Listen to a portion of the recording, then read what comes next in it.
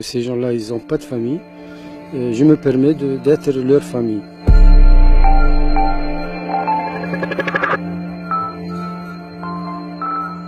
Nous sommes à Zarsis, en Tunisie, à 60 km de la Libye. Et sur ces plages, la mer rejette régulièrement les corps de migrants morts noyés en tentant la traversée vers l'Europe. Ces hommes, ces femmes et ces enfants s'échouent ici dans l'indifférence presque générale.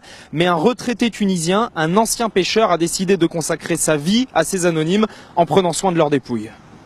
Bonjour Shams. Bonjour. Merci de nous recevoir. Merci. Pas de quoi enchanter. Ça, c'est la cimetière des inconnus.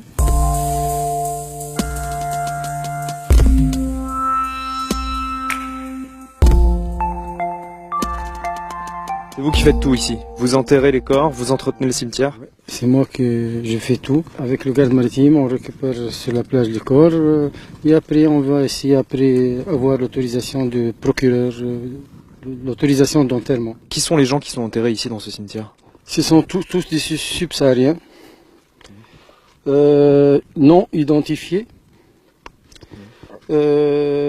Parfois, tu trouves un demi-femme, un demi-homme, sans tête, sans bras, décomposés.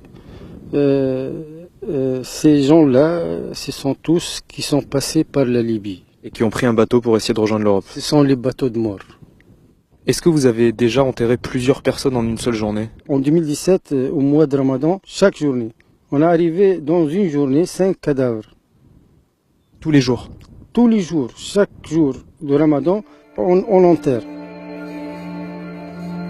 Ça fait maintenant 10 ans que Shamseddine offre des sépultures aux migrants ici. Au total, il en a enterré plus de 400 et ils sont tellement nombreux qu'il a dû construire de nouvelles tombes par-dessus de plus anciennes déjà existantes. Il y a ici une femme, il y a un gosse. On a trouvé ça sur la plage ici. Je me dis peut-être l'enfant c'est son enfant. Quel âge il avait l'enfant, vous pensez? Après le rapport médical, 5 ans. Je me demande parfois qui prend la responsabilité de ce crime-là. Ça, c'est la dernière, elle a presque un mois, 20 journées. C'était qui? C'est une femme, sans tête et sans jambe gauche. Cette femme-là, je crois qu'elle a 3 mois dans la mer.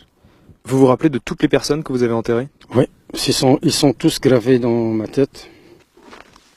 Toutes les tombes, ce sont des inconnus, sauf une, celle-ci, que vous avez faite en béton. Elle est identifiée par son copain et sa cousine. Le copain, il va dire, elle s'appelle Rosemary, de Nigeria. Elle a 28 ans. Elle a laissé un enfant au Nigeria. Le cimetière des inconnus est presque plein, il ne reste que ces 2 tombes de disponibles. Ce terrain prêté par la ville de Zarsis est désormais trop petit. Shamseddine veut acheter lui-même un nouveau terrain pour agrandir le cimetière, mais pour l'instant, il n'en a pas les moyens. Si vous ne les enterreriez pas, qui le ferait? C'est une question qui se pose pour tout le monde. Parce que vous le faites bénévolement, vous n'êtes pas payé pour ça. Non, je ne suis pas payé, je le fais de bon cœur parce que ces gens-là, ils n'ont pas de famille. Je me permets d'être leur famille. Chacun de nous, il passe à la cimetière pour faire une petite visite pour sa mère, donner un peu de fleurs. Mais eux, qui va faire ça pour eux? Vous êtes musulman, Shamseddine? Je suis musulman. Dans ce cimetière, vous enterrez les gens, vous ne savez pas de quelle religion ils sont. Vous regardez pas la couleur de peau? Non, je ne veux pas la religion, je ne veux pas la couleur de peau. C'est une cimetière multi-religion. Si vous aviez un message pour les familles des gens qui sont enterrés ici, ce serait quoi? Je suis là avec eux. Il ne faut pas avoir peur parce qu'ils sont bien enterrés, ils sont bien respectés. Dommage que vous ne pouvez pas venir voir fils, mais je suis là, leur famille.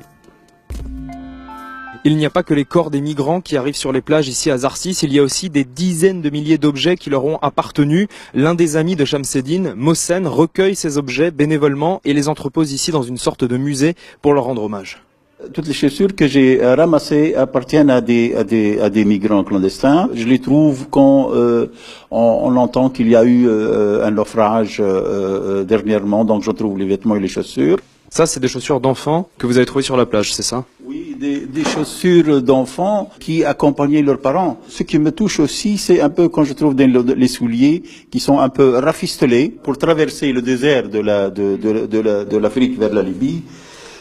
C'est pas facile. Donc ces gens-là, ils réparent un peu leurs chaussures dans des conditions très très difficiles. Pour moi, c'est un peu comme une bouteille à la mer avec un message à lire, à suivre. Vous avez trouvé combien de chaussures?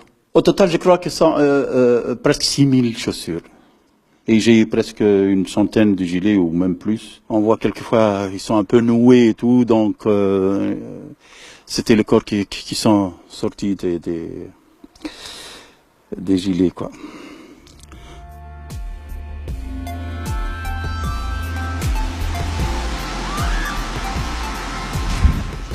On va aller faire un tour en bateau avec Shamseddine. Il veut nous montrer quelque chose.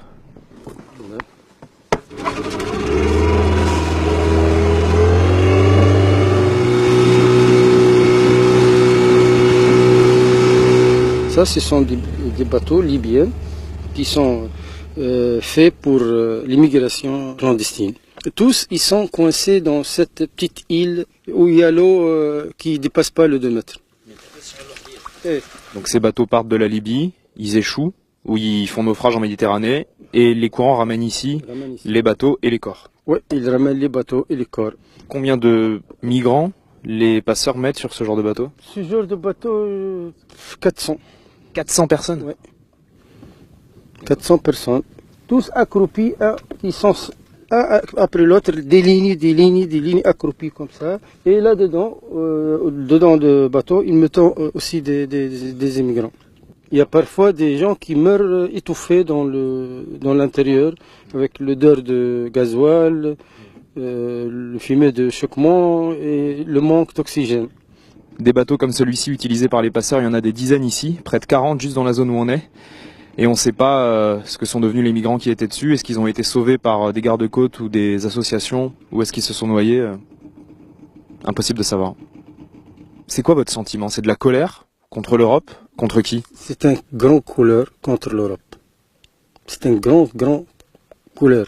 Au lieu de protéger les frontières, protéger ces gens-là, ces malheureux-là.